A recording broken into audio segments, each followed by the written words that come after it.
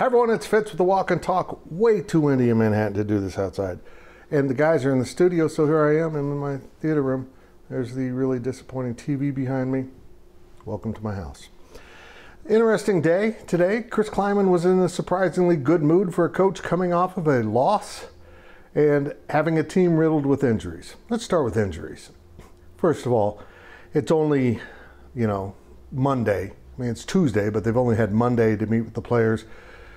When he meets with us on Tuesdays, the players haven't been in yet. They're just arriving at the complex, so he didn't know a whole lot, nor did I expect him to share a whole lot. We've all been around football a long time, including with Bill Snyder. And if I had to guess, Adrian Martinez will be available but won't play. I would guess he'd be the emergency quarterback if they need that. Daniel Green, I have some doubts about. We still don't know the nature of his injury. We think it might be head, might be stomach, might be both. We're not sure. Ben Sinnott, when he was on the field, it looked like he would be a no-go, but we'll see if he can be braced up and playing. Everyone else, probably different levels of uncertainty, maybe leaning into playing, but if I had to guess, they'll be without maybe 4 players that were injured at some point during that game, and that's a lot. The good news is, he said Will Howard is good to go. And his injury, it appeared to be left shoulder related and maybe just getting the wind knocked out of him. And football's a physical game. He had some ice on his knee, as I mentioned earlier, and something else that, Will Howard will be good to go. So if I had to guess, that's right. Kansas State will play a backup quarterback now for at least the 4th year in a row, maybe 3rd year. I don't know. It's been forever. Oklahoma State gets to see someone else in the K-State's number 1. So there's that. And it's good to be home for K-State. They have now played 3 out of 4 on the road in the conference through night road games, so hostile environments, amped up environments. And Kansas State came out of those with a 3-1 record. They came very close to 4-0, but we know what happened at TCU with squandering the lead. So Mike Gundy's commented on how good of an environment it is at Kansas State.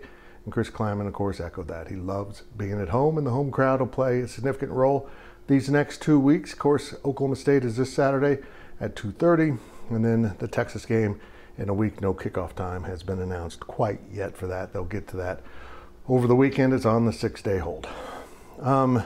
Next topic would be third quarters. And KNet at GoPowercat.com's Wabash Station has put together some really interesting stats, and I read part of them to Coach Kleiman, that when Kansas State is leading or tied at halftime, KNet correctly throughout the 2020 pandemic season, because that was just so many other factors involved. In the 13 games in which they are tied or ahead at halftime and score in the third quarter, as little as 3 points, but they score in the third quarter, they are 13-0. That's pretty alarming. I mean, that jumps out at you. In games in which they're leading or tied at halftime, and then don't score in the third quarter, which unfortunately is about half the time, they're about 500 in those games. And if they're behind going into half, they have an even worse record. So it would seem like getting a fast start and getting something done in the third quarter is the key to a lot of success for Kansas State football. And the last 2 offensive coordinators have been a little too conservative for my taste in the third quarter, including what happened starting late in the second quarter against TCU. Now, Chris Kleiman didn't use the word conservative. He didn't say trying to run the clock. He avoided that. He kind of stepped around that, but there's no way you can't look at the play calling leading up until Will Howard's injury and come to any other decision. Then they did kind of pull their horns in. Once they were throwing the ball down the field, he had some fun with us. We've been talking about throwing the ball down the field. It did open up the offense. We all saw it. Everyone saw it. And then they kind of got away from that. And Will Howard missed Cade Warner on a touchdown pass that could have changed the game. And as he kept emphasizing, 1 or 2 plays, flipping around, an interception by Jacob Parrish, or that touchdown catch, or Chris Tennant hits one of his 2 field goals. Anything could have changed the game, but they didn't. So the fine line between winning and losing in the Big 12 is exactly that. It's really narrow. Can Kansas State find a way to beat a really good Oklahoma State team on Saturday here in Manhattan? Well, it won't be in my basement, I know that. They'll be at the Bill. I think they can, but we all know this too. Chris Kleiman hasn't beaten Mike Gundy yet. We'll see you on Saturday.